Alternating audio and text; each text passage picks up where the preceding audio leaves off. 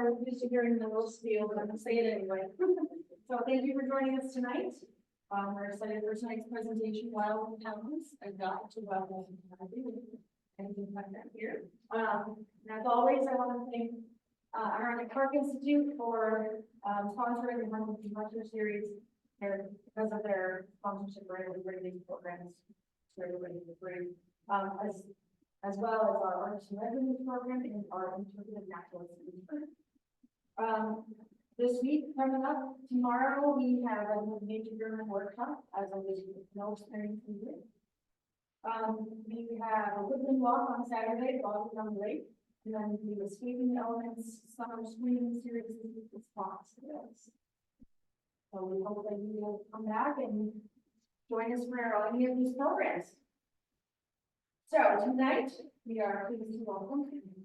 Am I saying that right? Yes. Okay, good. He was actually one of last year's Adirondack Center for Conservation interns, which we have this year's interns here as well. And he stayed here on the Newland campus, and I got to see some of his work last year. It was actually we had a different photographer from last year, and I was like, you know what, next year you should come back and do this. I was just very taken by his work. I think it's excellent. And I guess as I thought, as a young photographer, just starting out his career, this would be an excellent place in addition to something. So Andrew went to school at Indiana University, Purdue University in Indianapolis, where he earned his bachelor's degree in geology with minors in environmental science and climate resilience. He currently works at Onondaga County Soil and Water Conservation District as a mineral actuary, chemical technology program assistant. That's helpful. Right. Essentially serving as a tree doctor. That makes it a lot more understandable. Yeah. So he first got into photography in 2016, and he was 50 years now. And gradually found his way into the world of wildlife photography over the course of the past years. So, welcome everybody. Join me in welcoming.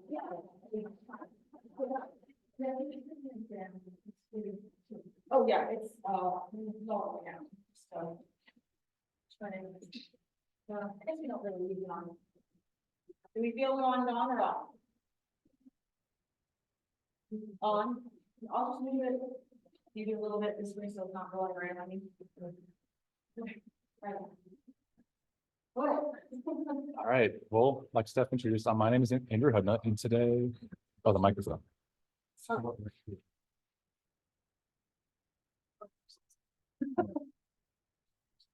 Yep.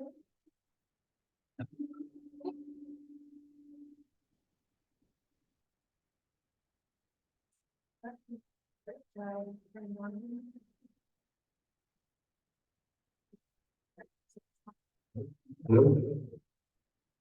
Hello. Can you hear me? How's this? Is that good? Better? Never talked on a mic like this before, so. First time. Okay. Cool. Let's get right into this. Well, like Steph introduced, my name is Andrew Hudnut, and today I will teach you guys a little bit about wildlife photography. So here is a little bit more about what we're talking about today. I'll introduce myself a little bit more, even though Steph already did. I'll tell you why wildlife photography is important. Then we'll go over how to get started with wildlife photography and how to do it on the film if you don't have a camera like this. Then I'll tell you how to find subjects, approach them respectfully, and a few ethical considerations along the way.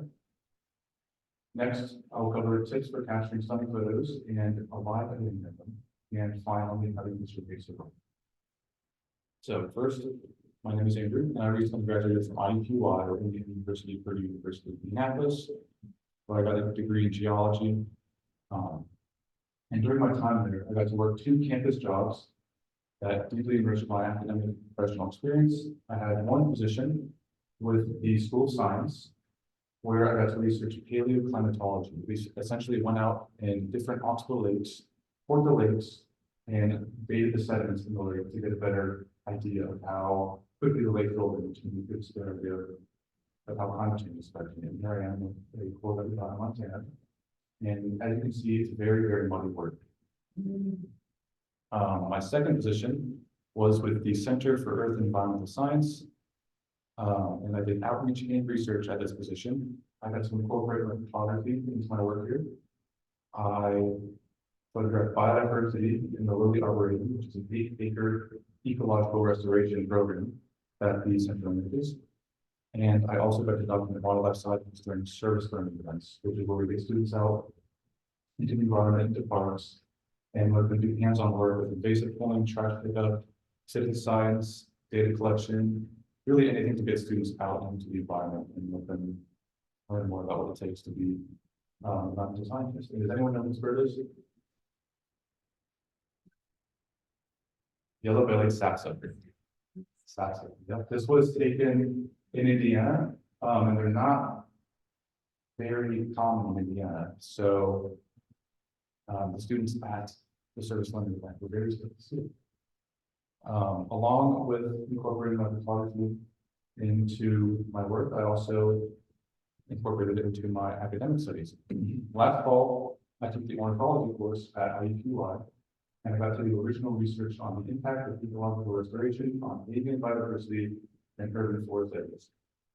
And here, my photography skills played a big role in capturing images of avian insectivority, which both supported my hypothesis and contributed to ongoing research on invertebrate populations at those sites. Now, after I graduated, I moved all the way from Indiana to Syracuse, New York, where I started working with the Onondaga County Soil and Water Conservation District as an Hemlock for Hemlock Woolly Delta Program Assistant. I'm a tree doctor, and I get to spend a lot of my time in forests, and it's just a lot of fun getting to explore forests and county parks. But now I bet you're wondering, how and why is some guy from Indiana here talking about wildlife photography?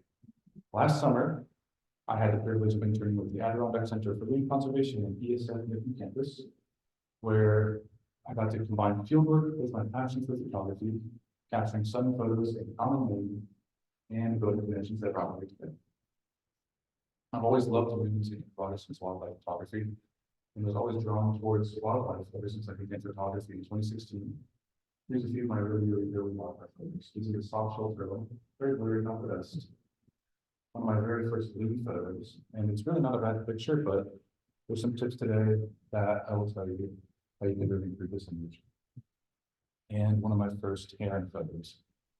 And hopefully after this presentation, it won't take you 8 years to go from a heron picture like this to one like this. And over the course of those 8 years, my focus has expanded to include astrophotography. This is the recent eclipse I'm sure a lot of you got to see here in film. Landscape photography, and of course wildlife photography, which is why we're all here today. But why wildlife photography? Why is it important? Why do I care, and why should we all care? First, wildlife photos serve as really good education material, helping to shed light onto many aspects of animal lives, like their diet, who's a beaver, eating some lily pads, their social lives, whether or not some good veterans. These are 2 short-eared owls fighting for prime hunting territory. There's a lot of wolves down there, and they're both wild, but only one of them's going to go. So they're fighting about it. The animal's health. There is a tick embedded on this bird outside, which you probably won't realize unless you get this photo. Their nesting and breeding habits, really common in floating their eggs. And the place they call them. The eastern screech owl, and it's very true. Very true. Wildlife photography is also important because we can capture very important wildlife observations. You see this loon has a nasty bump on its head, unfortunately. And you might not have seen this bump unless you had this photo, right? It's pretty hard to see loons if they're very far away. And even through binoculars, that bump would have been very hard to see. And when loons are very young, they might fight over food and fight really for their survival in the nest, because one of them wants food and one of them's going to get it, so they're going to fight.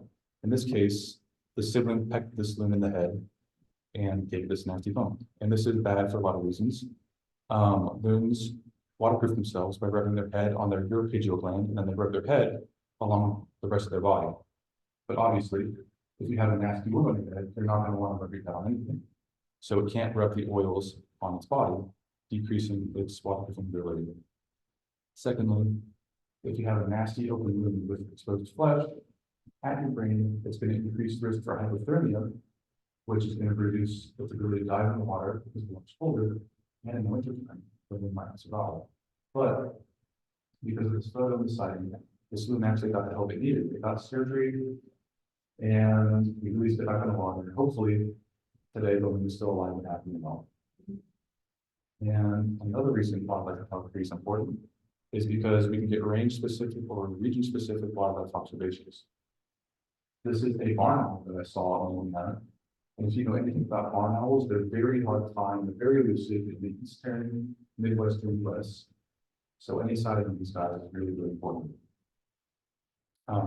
This was the third barn owl sighting in the county I was in, and the first since 1970.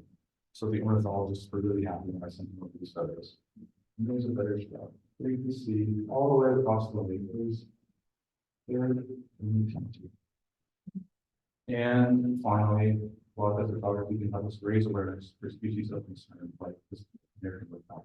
This guy made his way to the city of Indianapolis and potentially suffered a window scrape. Through my internship with the Center for Earth and Environmental Science, I got to collect data for the Bird Window Strike Project. Sightings like this might help to inform management and conservation practices for this bird and others in the rapidly growing cityscape. And here is a fun video of the woodcock. Let's see what they have a really fun walk.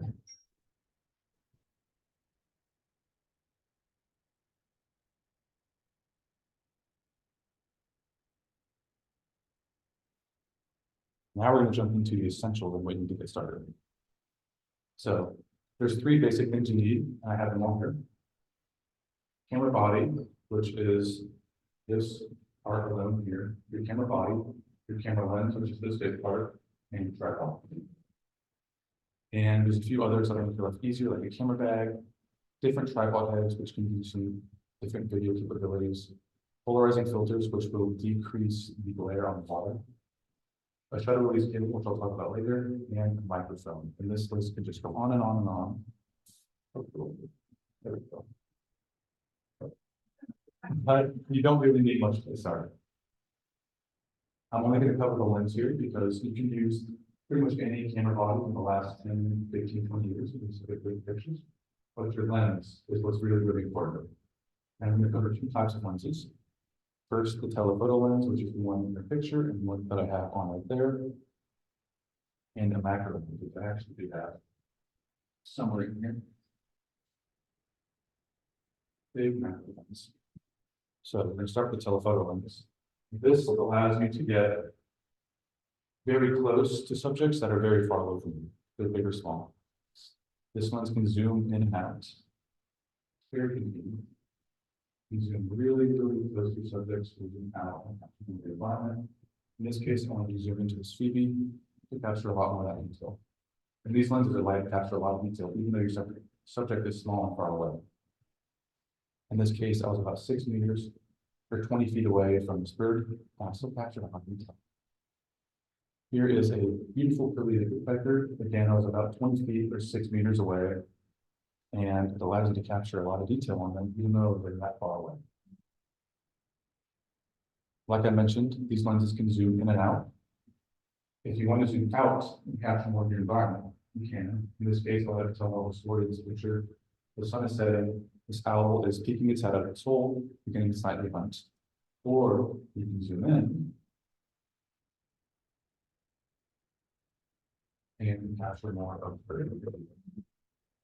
Now the macro lens, this allows you to get really close to small subjects or just subjects in general that are already really close to you. In this picture, I was about 6 centimeters away from the stink bug, whereas in the telephoto lens, I was 6 meters. So that's 100 times closer to the subject using the macro lens. And this, like I said, allows you to capture a lot, and I mean a lot of detail in these subjects. The stink bug is like the size of your thumbnail. And those are details you really never see with the naked eye. And here's a picture of a roly poly.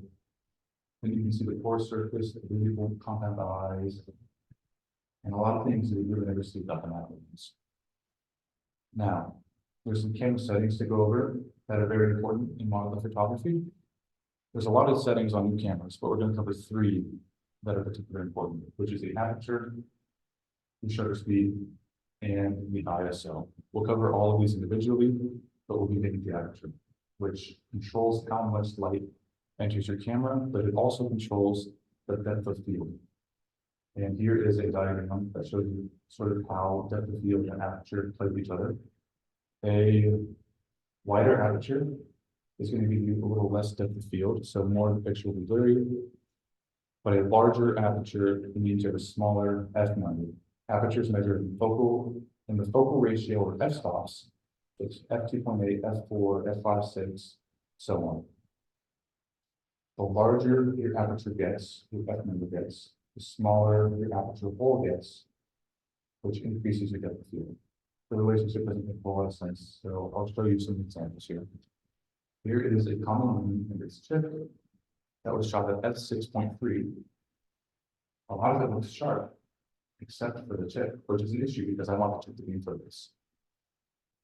So I increased my aperture to f9, which means more of it will be in focus and less of it will be blurry.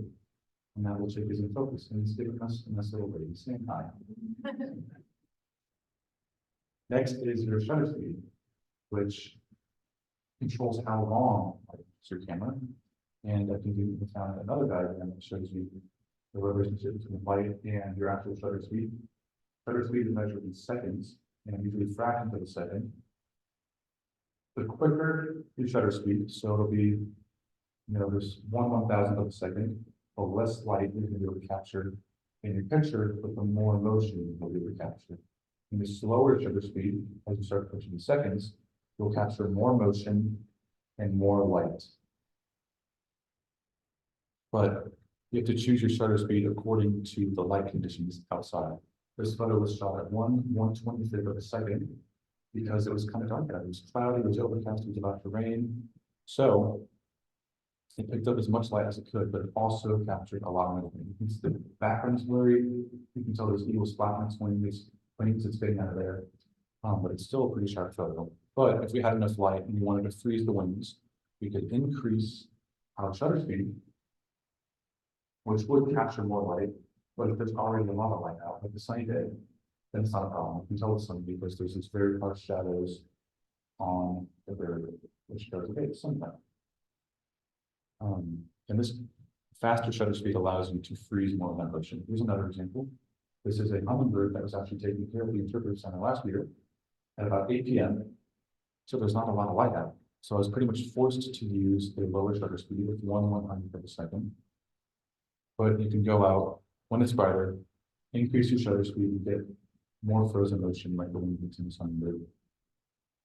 And earlier I mentioned the use of a shutter release cable, and that is very important in long exposure photography. If your photos are longer than say 1 second. This is an Eastern Street gel, and in this case I had a tripod, my big hunky lens, and my camera. But if you try to click on your lens, on your photo, take a picture, there's going to be a lot of vibration in your camera. But if you have a shutter release cable coming out from your camera, you disconnect it from it essentially, you can remotely trigger your shutter and reduce a lot of that vibration. And remember how I said a longer shutter speed captures more light. Go back to the slide again. A longer shutter speed captures more light. So even though it was pitch black out, it captured light for 4 seconds, moving for 4 seconds, putting it all in one picture. So it looks like it was brighter than it really was. And I got very lucky. This is how it stayed still for 4 seconds, allowing me to get this picture. Frozen case. And our last setting is the ISO, which controls how sensitive your light is, how sensitive your camera is to light. And this is just measured numbers. If you raise your ISO, it comes at cost. It's going to make your image more grainy. Looks like someone poured sand all over it. Here's a quick example. So this is a cute little red squirrel, but the photo is pretty dark. So we want to increase our ISO, but there's a lot of grain, there's a lot of noise. We don't want that. But sometimes you're forced to do that if you can't lower your f-stop, your aperture, or lower your shutter speed. In this case, I couldn't do either, so I had to increase the ISO. But luckily, There's a lot of tools out there now that will decrease the noise and give you a sharper image. Now, wildlife photography with your cell phone, if you don't have one of these cameras, what do? Well, use your phone. I'm just going to say a few tips and tricks that I found over the years and how I can compare it to the camera. And first is to just be prepared.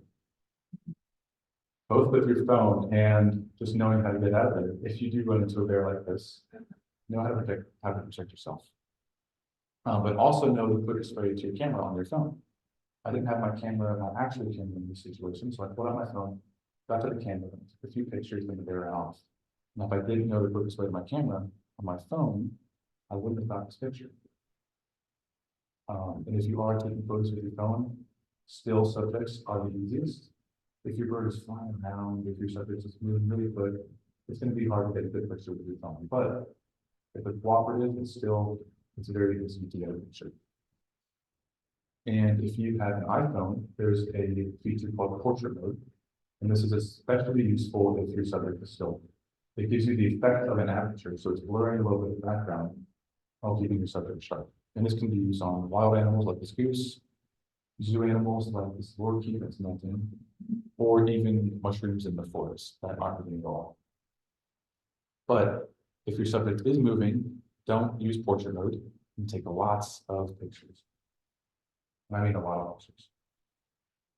Because if your subject is moving, you take lots of pictures, you're tracking it, a lot of them will be blurry, and you're only going to have a few that are good. Your phone is also good if you're moving quick. These are pronghorn antelope that I saw in Montana, and I was driving the car about 70 miles an hour, and I didn't have access to my camera. So I pulled up my phone, and I tracked the antelope with my phone when I was in the car, and I got this photo. But this is the result of taking 10 to 15 photos. Like with the subject that's moving quick, you're moving quick, so you have to take lots of photos of the subject if you want it to be sharp and delete all the blurry ones. Your phone is also great if you want to capture something your big hunting camera can't, like the beautiful sunset behind you. And your phone can go places your camera cannot, like underwater. Here's a neat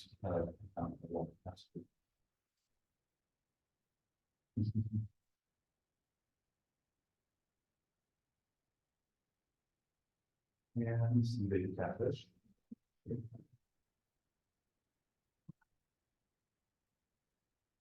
Now, this isn't me telling you to go stick your phone in the nearest bottle of water. I'm just saying this is something your phone can do over a big camera like that. Your phone is also great for macro photography. A lot of phones now have an ultra-wide macro lens that allows you to get about a centimeter or two from your subject. You can still capture a lot of detail even though it's with another phone. And here is scale. That's how small the spider was. And I was able to get really close with my phone. Now, if you do happen to have a camera and you have developed wildlife photography skills, you can use your phone as a tool to sort of plan future shots. This was a hawk flying really high. I saw the hawk at this particular location for 3 days in a row, and finally on the next Sunday I brought my camera. But I had already planned out this shot with my phone. So I knew the bird I was going for and the shot I was going for. And I managed to get this when I brought my camera. And I do this all the time. I see animals on the road, I'll take a picture with my phone, and then I'll come back with my camera and get a better shot. So your phone is a tool you can use to sort of plan future shots. But what if you don't have any animals to photograph? Well, here's a few tips you can use to find animals. There's 4 that we're going to cover, but we're going to start with the range and habitat because they're both pretty related. It's important to know the range of your species. If you have a particular species in mind, you want to research it so you know where it's most commonly found. And pay attention to their migration patterns and just general seasonal changes in range. Some species might only be present in certain areas during a specific time of year. You can see the species names back up here in the corner. This is the blue jay, and they're found pretty much anywhere in the eastern United States, southern, southeastern Canada, for all of the year, even in winter time. But if you want to photograph something like the prothonotary warbler, they have a much more specific range. They're way bigger than blue jays. And if you see on the map here, they're not even really found in New York a whole lot. I'm trying to zoom in. They're not really found in New York other than Buffalo in southern New York. So you really can find them up here. But these guys are very picky. They're only here when they're breeding or just passing migrants. And they're found in very specific locations, like swamps, bottomland forests, riparian forests, etc. They're very picky compared to beavers. There's some resources out there where you can learn more about your birds, like eBird. I'm sure some of you have heard about it. This can show you sort of the range of your species, where they are currently in their migration routes, and people can post their photos and their sightings on the map, and shows you like live updates of the posted. So it's really, really important to do research like this. Now, if you're researching animals, maybe not on eBird, but on the internet, on Google, it might tell you the solitary sandpiper just prefers wetlands. But wetlands is very, very big. You're going to do some digger digging, deeper digging, sorry. And you'll find that they prefer wetlands of the boreal forest and bogs and swamps and that kind of thing. And another bird that likes wetlands is the sandhill crane, but it likes a very different type of wetland. They like swales and marshes within 300 yards of water wetlands. So they're both birds that are found in wetlands, but very different types of wetlands. So just make sure you get the habitat right. Another bird, this is the short-eared owl, so we're going to find another. A simple search might say they like open areas, but that's really good. Parking lots and open areas, airports and open areas. Do a little deeper digging, and you'll find that they like prairies, marshes, tundras, and weedy fields. Because there's a lot of prey for them. These guys have to hunt really low, soar, wait to find like a vole or a mouse, and then pounce on it and eat it. Here's a video of them flying. They're really elegant birds.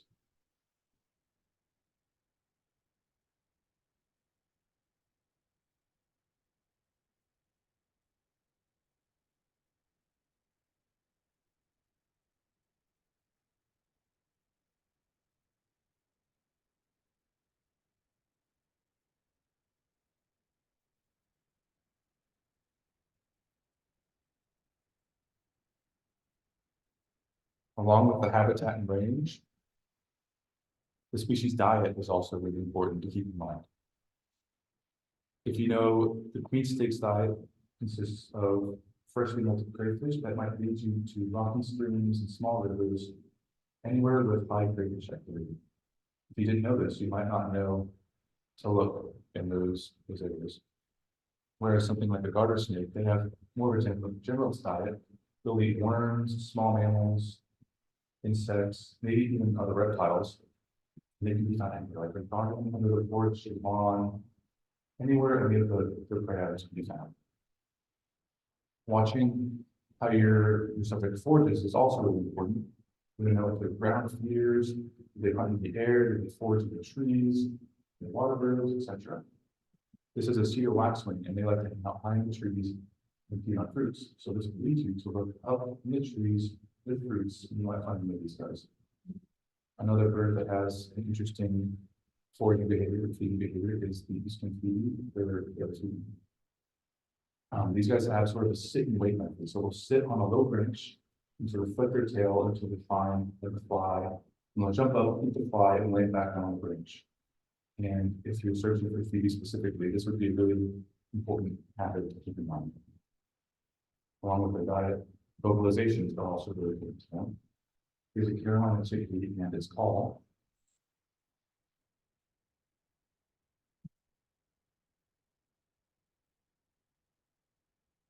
Knowing what species this call belongs to is really important, but also knowing the meaning of each call is important. I just played the chickadee's alarm call, and this can tell you that there's predators around like owls.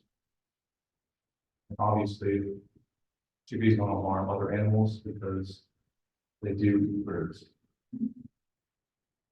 And again, just being aware of the calls is important because I have a call here, but I don't know if it'll play. No, it's too silent. This is a great word owl that I've heard for 3 nights in a row at a campsite, but the weather was bad, so I didn't get out and find it. But finally, we had good weather.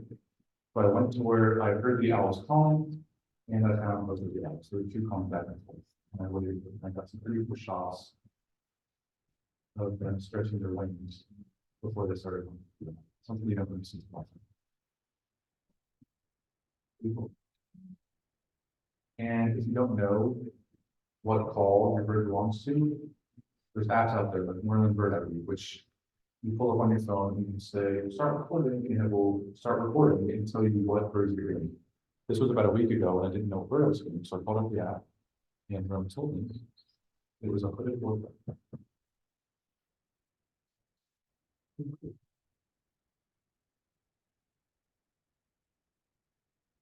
Along with vocalizations, just simply keeping your eyes and ears open is also really important. And it's one of my favorite things to do.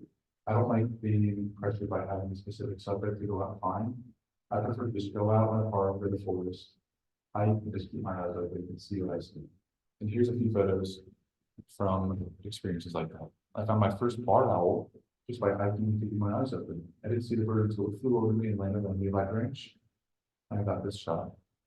My first affiliated woodpecker photo was again just walking in the forest, seeing a woodpecker, and taking a photo of it right home.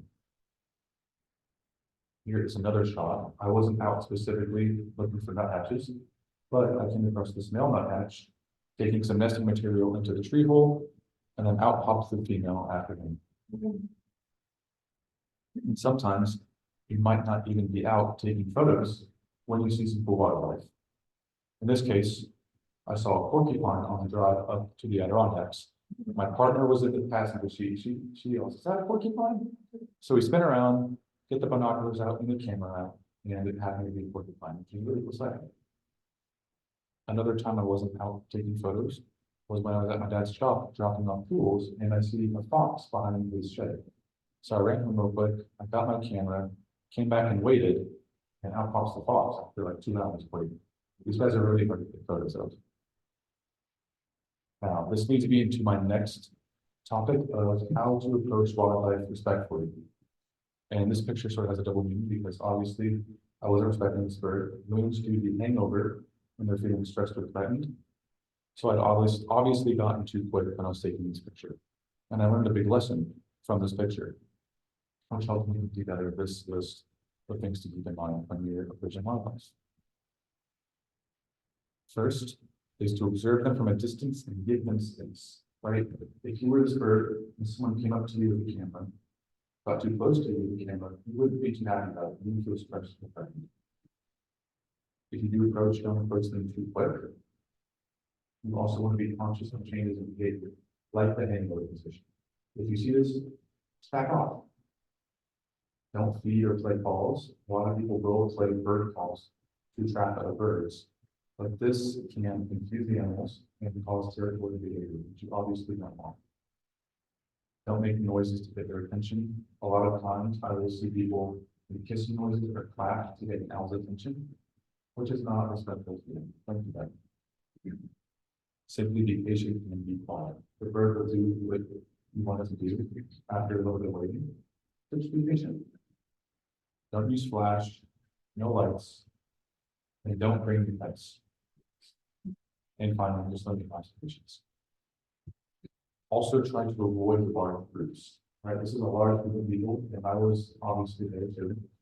Photographing an owl's nest, but I limited my observations after seeing this. And here's a video just showing you how close everyone was to the owl's nest. This is the owl right there. It's a little blurred.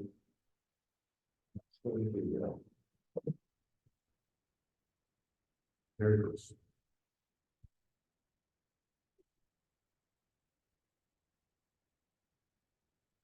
The owl built its nest in kind of a bad spot, but also a good spot for viewing. It's like the levee was built to watch the owl's nest. But obviously, this might stress out the bird. When some people might ask, after a while, does the bird even care that we're there? If people are there every night in large groups like this, does the bird care anymore? And it might not. It might be accustomed to people, maybe like zoo animals. But because this is still a wild animal, it might be a big distraction. You could scare off prey if there's a squirrel or a mouse that the bird wants to hunt. It might scare them off, or it could provoke an attack from a predator, both of which, in fact, is bad survival. And this leads me to my next discussion of ethical considerations. And these are just pretty much obvious things to keep in mind. We just want to be conscious of respecting the wildlife, so maintain good distance, avoid disturbances like chasing or harassing them to get a reaction. You want to protect their habitat, so stay on trails, leave no trace. There's a good saying I like that probably some of you have heard, is take nothing but photos and leave nothing but footprints. And minimize disturbance. You want to recognize signs of distress, stay on the trails, don't feed or bait, and follow local laws and regulations regarding the wildlife in the forest you manage. You also don't want to post the location. A lot of times with owls, people will flood the location if you post it and there's good owls there. So really try to limit posting the location. You also want to ethically use technology and have an honest representation of the wildlife. And this is getting much more difficult with AI. And I have played around with AI, and it's pretty scary what it can do. Yeah, it can do a lot. And there's also voice AI. I played around with that as well. I made this video. I don't think it'll play. Maybe it will. In the heart of the season of the forest, the remarkable creature finds himself in a delicate situation with its survival is present in this and speaker. This is the song of contacts shows in which tree hollows its sanctuary simply investigating paper. That this is the mind. A real value would happen. Knowing that striking is searching for the sex in the tree farm. Now, master remains hidden still, but it knows the importance of avoiding any modification. South and lost it precious sight. The hour's patience is tested as the woodpecker gets finished because each hunting events. Its remarkable ability to blend its serves as a part. As a rebellion would have passed. These were the screech our season to emerge from its rebellion. The fact that these from the screech our temple roots out, the mark of its magic principle suffering. The testament to nature life and the delicate balance that exists in this kind of movements. Obviously, that wasn't me or actually David Attenborough. That was AI. It's crazy how powerful it is now. And I just want to get everyone's opinion on what do you think of AI in its use in wildlife photography? Is it ethical? Can photos be published that have used AI in it? What do you guys think? Might be frustrating when I find this for like Facebook, put a picture of it, it's like, you go through it, it's like AI. Absolutely. I don't want to use it. Right. Frustrating. It's very frustrating. It's hard to tell. Yep, it's scary. Yeah. Yeah, it's also not ethical with a lot of AIs really strong after the photos, so maybe if you publish a photo, AI can still do it. Absolutely. Yeah, generates. So. That's. Yeah, and it can change photos just like this one, right? It's completely changed the background. That's the actual background. And AI completely changed the background of this one, so it didn't honestly represent this animal. Anyone else?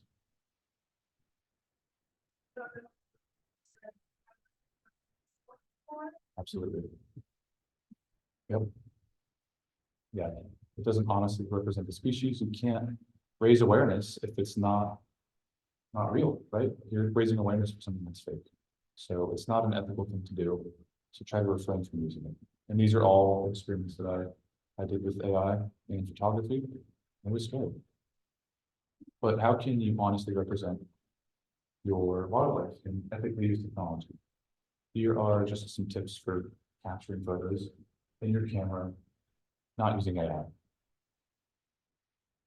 First is you want to be eye level with your subject. This makes it feel more personal. With little birds, it's hard because they're usually found way up in the treetops. But if you go and look at them at the right time of year, they'll be pretty much at eye level, trying to find the territory. Again, going to be eye level with the subject, capturing them doing what they do. In this case, this was a ruddy duck preening, not something you see as a lot of photos. Here are some beavers preening. I was eye level, about them doing what they do, and the photo was great. We're going to be patient and wait for unique moments, like this owl is switching its wings. Here's another unique moment. This was an owlet I was watching, and the mom or dad owl flew by, it flew in, and they started feeding it possum. And there's just a possum foot in this little guy's mouth, which I wouldn't have got this photo if I wasn't patient. So be patient and stay out of the way. Again, another example of being patient. I was taking photos of this kingbird calling, and another one comes right behind it and knocks it away. It's a pretty fun shot there. Again, be patient and use natural light. In this case, this was a barred owl that I found in a creek bed, and initially it was in complete shade. There was no natural light on it, and it was just hopping from tree to tree to tree as it was hunting the creek bed. But I waited for it to get to this spot. But there was really interesting light on its face. The background was really dark and shadowed. There wasn't really much green in the background. I played with my camera settings, like the aperture, shutter speed, and ISO that I talked about earlier, and I got this shot.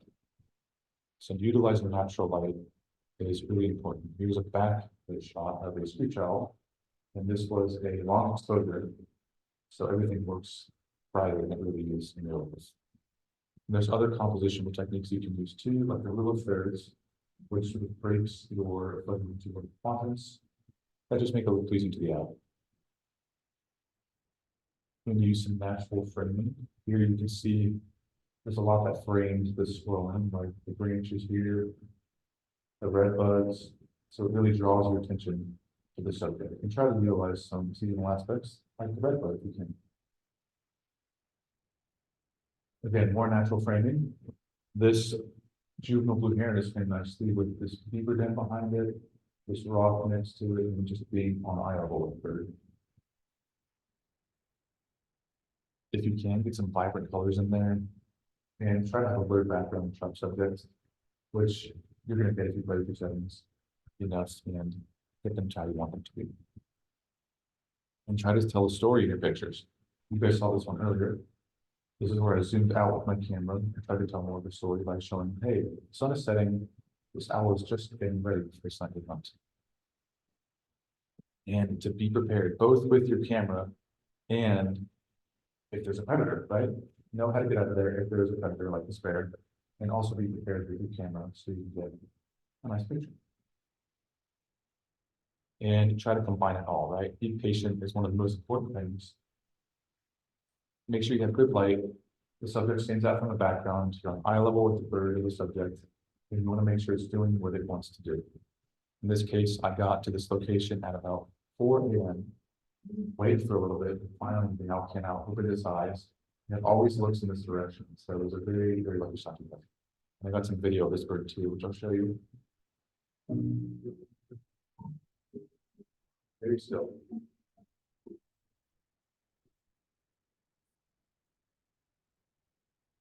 And then a hawk that was bad. Let me get out of there. Now you know how to take good photos with the camera, so now we'll edit the live photo right here and show you some tips.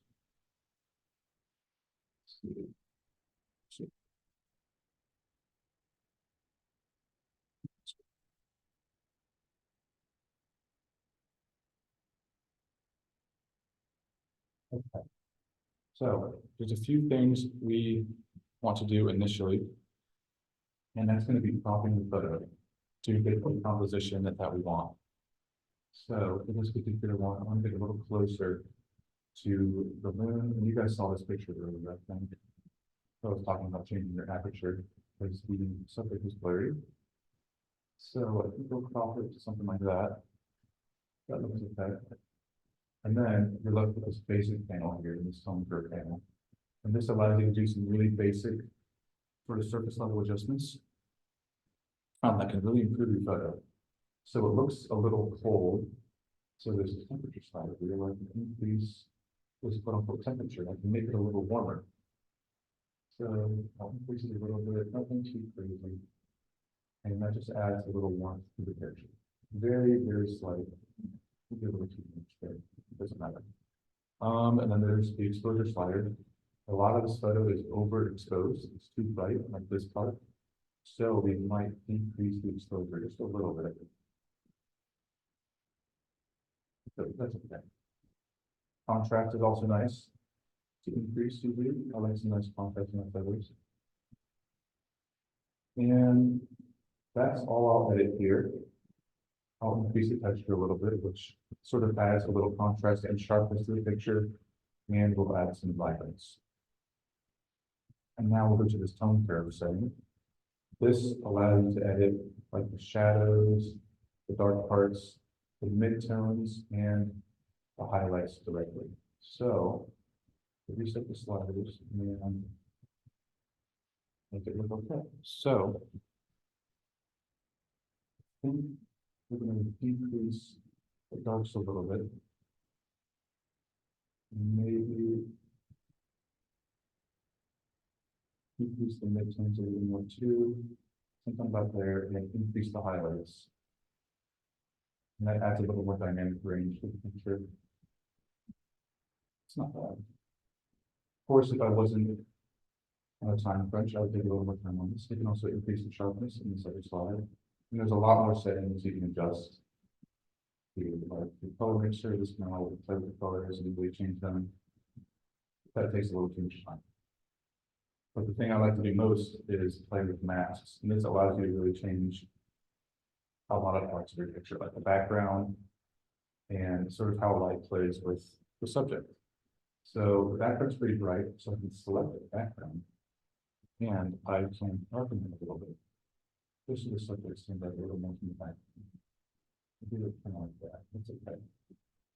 And you can add more masks. You're not limited to just one.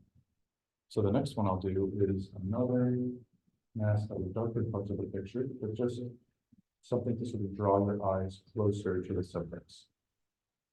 I'll add a little bit of darkness at the bottom of the picture here because this part isn't too important. We're not looking at it. We want to be looking at it. So we'll just darken the part. We don't need to be looking at it. And then we can add another mask that will draw light towards your subject. And we'll do that by doing another linear mask that has a gradient. And we can increase the exposure to something like that. And I don't want a full mask, so we can subtract parts of it with another mask. This can get very confusing, and I wish I could take a little more time on this.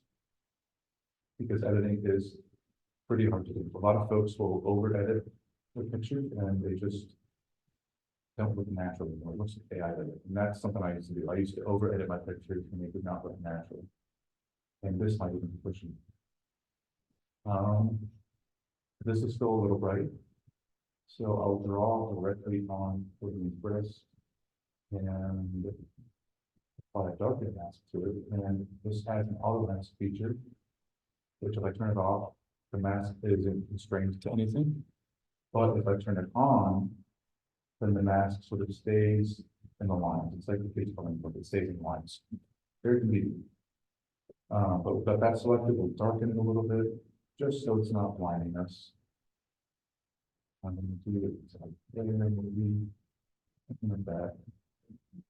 And finally, the shape is pretty dark. So we can add another mask, a radial mask around this guy and brighten them. So it's not, do something like this. And now it's a little brighter. And you see it. And that just adds a little more to your picture. Draws your eyes more to the subjects and gets rid of parts you don't need. There's something else I can do. I could darken the corners as well. So this corner we can darken with another linear mask. And we can add another linear mask here. And darken this picture, which sort of helps to focus your eyes on this part of the picture, which is what it is.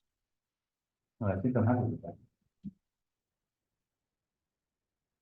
Now, this will lead me to the next part of this presentation, which is, so we can get back to it. showcasing your work and how to do it and what I do. And this can be really important because if you're taking pictures, you're gonna want to show them to people. But how do you do it? You can make a website. This is really convenient to just have this link in your back pocket. And if someone asks for your picture, you can say, hey, check out my website. Here's the link to it. And they can go, they can learn about you and your pictures. And really get to know your work better. Along with that, posting to social media is also a really good way to showcase your work. I don't know if any of you use Instagram, but you can tag other organizations and companies there. In this case, I tagged Nikon, who makes my camera, and they like this picture, so they posted it on their page, and I got a lot of hits off of it. Here's another one that I tagged the Visit Indiana page on.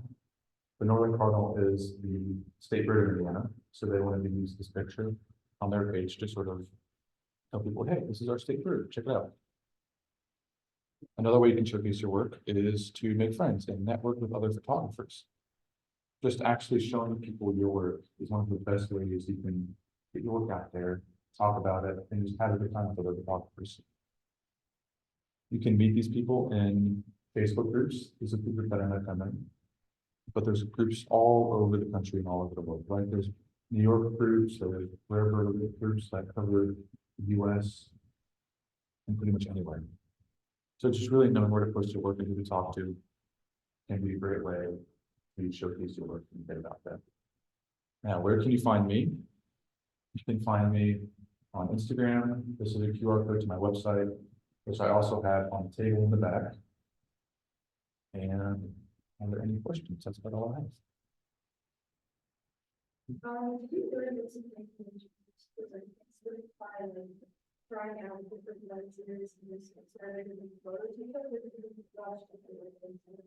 It was a mix. When I was starting photography, when I first got my camera, it was a lot of watching videos and how-tos. But those didn't really stick with me or work. So a lot of it, I just kind of tested out in the field. I would try different settings, like, okay, does this one work? And then spin the dial, does that one look better? And sort of just learn what I like and what works best. So a mix of the two.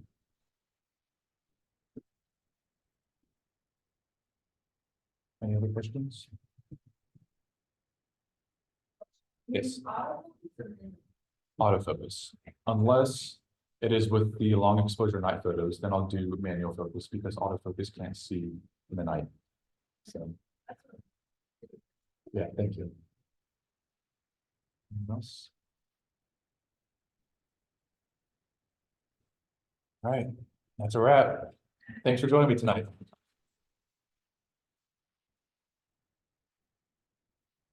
And like I said, I have cards in the back that have my website and my Instagram and where you can find me, and there's also prints if you're interested in that. But thank you guys.